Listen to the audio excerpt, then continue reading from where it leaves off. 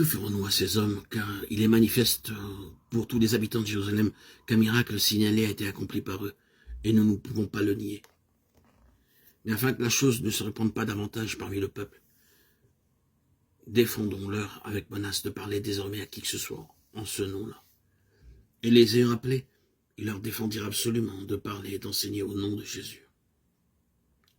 Actes 4, 16 à 18. Cet obstacle vint des autorités civiles. Ils étaient effrayés de l'influence que les apôtres avaient sur le peuple. Il leur fut interdit de prêcher au nom de Jésus. En dépit de leurs menaces, les apôtres continuent à témoigner hardiment par le Saint-Esprit que nous ne pouvons pas ne pas parler des choses que nous avons vues et entendues.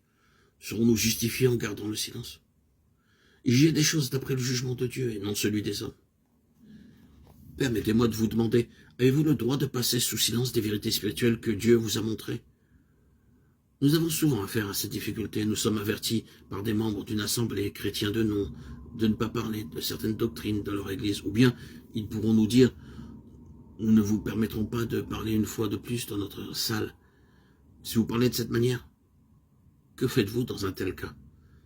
Usez-vous simplement de diplomatie en disant oui, nous ne voulons provoquer aucune difficulté dans l'assemblée, pensant que vous facilitez le ministère en faisant ainsi?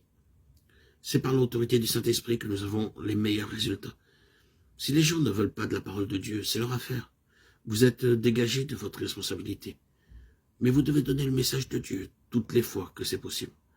Ce que Dieu me dit, il veut que je l'annonce publiquement. Mais je dois le dire dans l'amour, je dois le dire dans l'humilité.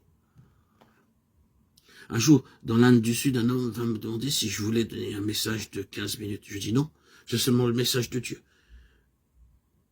Et je ne peux vous faire aucune promesse.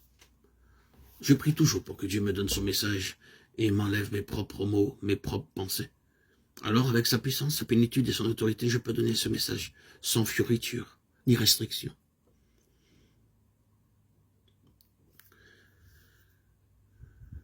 En arrivant au chapitre 5 et au verset 17 et 18 des Actes, nous lisons cependant le souverain sacrificateur et tous ceux qui étaient avec lui, à savoir le parti des Sadducéens, se levèrent remplis de jalousie, mirent la main sur les apôtres et les jetèrent dans la prison publique. Le conseil avait maintenant mis à exécution ces menaces pour les punir. Nous pensons que Dieu n'utilise pas toujours les moyens surnaturels pour nous protéger, mais il le fit dans ce cas. Il prit la responsabilité de leur obéissance et renverse les obstacles immédiatement. Mais un ange du Seigneur ayant ouvert pendant la nuit les portes de la prison, les fit sortir et leur dit « Allez, tenez-vous dans le temple et annoncez au peuple toutes les paroles de cette vie. » Versets 18 et 20.